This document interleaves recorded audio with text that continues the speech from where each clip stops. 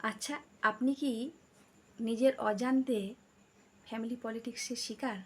তাহলে এই ভিডিওটা আপনার জন্যে। পরিবার মানে হচ্ছে একসাথে থাকা নয়। পরিবার মানে হচ্ছে একে অপরকে আগলে রাখা। কিন্তু আমরা প্রায়ই এখন দেখা পাচ্ছি যে পরিবারের শান্তি নষ্ট হচ্ছে একে অপরের প্রতি ভুল বোঝাবুঝি এবং অহংকার ও পারিবারিক রাজনীতির কারণে। তাই অনেক সময় অনেক ছেলেকে বলা হয় যে সে সব কিছু বোঝে, কিন্তু একটা ছেলে সে কি বলুন তো, যে বাইরের সে হয়তো অনেক কিছু কঠিন জটিলতা কাজ বা রাজনীতি ব্যবসা যে কোনো দিক, মানে একটা ছেলে বাইরের জগৎটা বাইরের যে কাজগুলি যতটা ভালো করতে পারে সে বুঝতে পারে, কিন্তু একটা বাড়ির বা পরিবারের সেই কাজগুলি কিন্তু সে ঠিকভাবে বুঝতে পারে না। সেটা কি? Family politics. একটা ছেলে কিন্তু ঠিকমতো ফ্যামিলি পলিটিক্স সে বোঝে না, কিন্তু বাইরের রাজনীতি পলিটিক্স সে কিন্তু ঠিক বোঝে। একটা ছেলে বিয়ের পর সেই ছেলেটি দুই পরিবারের মধ্যে ব্যালেন্স বজায় রাখতে গিয়ে সে কিন্তু মানসিক চাপে কিন্তু ভোগে। মহাভারতের দিকে তাকালে এর উদাহরণ আমরা দেখতে পাই। কৌরব ও পাণ্ডবদের মধ্যে এই বিরোধ কিন্তু হয়েছিল। কৌরব ও পাণ্ডবদের মধ্যে মূল বিরোধের কারণ ছিল যে পরিবার বিভেদ এবং হিংসা ও ক্ষমতার লড়াই হয়েছিল। ধৃতরাষ্ট্র নিজের পরিবারের অন্যায়কে আশ্রয় দিয়েছিল, তার ফলস্বরূপ কুরুক্ষেত্র যুদ্ধ শুরু হয়েছিল।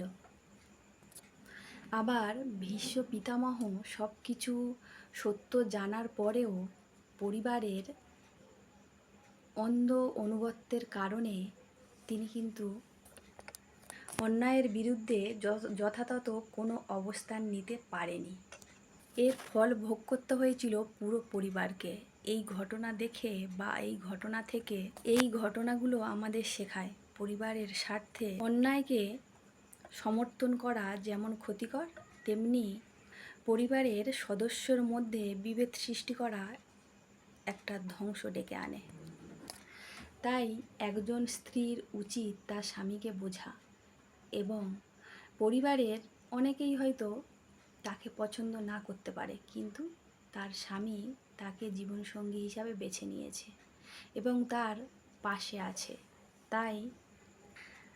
তাই কারোর ভুলের দায় অন্যের ওপরে চাপিয়ে দেওয়া কিন্তু ন্যায়সঙ্গত নয়। আবার স্বামীরও কিন্তু উচিত নয় কোনো পরিবারের দোষারোপ নিয়ে স্ত্রীর ওপরে চাপিয়ে দেয়া।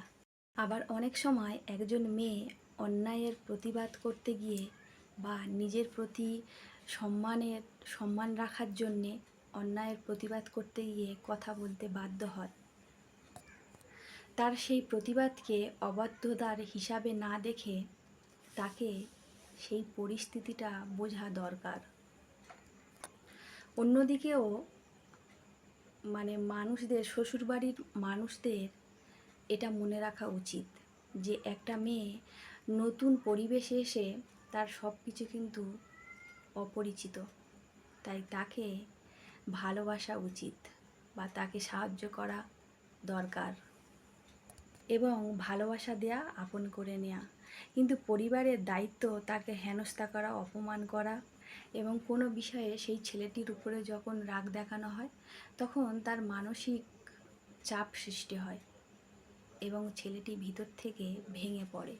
সে একদিকে তার জন্মদাতা বাবা মা, আর এইদিকে তার পরিবার, এই দুটোর মধ্যে, এবং অন্যদিকে গড়া সংসার, এই দুটোর মধ্যে টানাপোড়েনে তার মানসিক চাপ সৃষ্টি হয় এবং সে ভেতরে ভেতরে ভেঙে পড়তে হবে। জীবনের শেষ পর্যন্ত পরিবারই হলো সবথেকে বড় আশ্রয়।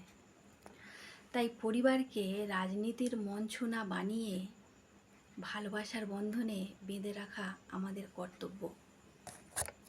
এবং বাড়ির গুরুজনেরা যদি সহমর্মিতা এবং সহ সহযোগিতা এবং ভালো আচরণ করে, সেই বাড়ির পরিবেশ যদি ভালো হয় এবং সেই বাড়ির ছোটরাও কিন্তু সেই উপদেশগুলি, সেই শিক্ষাগুলি তারা ছোটবেলা থেকে গ্রহণ করে। কারণ বাচ্চারা বা ছোটরা গুরুজনদের উপদেশ থেকে নয়, তারা তাদের আচরণ থেকে কিন্তু বেশি শেখে। পরিবার তখনই সুন্দর থাকে যখনই, কি বলুন তো, যখনই সহযোগিতার হাত বাড়িয়ে দেয়, প্রতিযোগিতার বদলে সহযোগিতা থাকে এবং বোঝাপড়া থাকে, আর রাজনীতির বদলে ভালোবাসার স্থান পায়।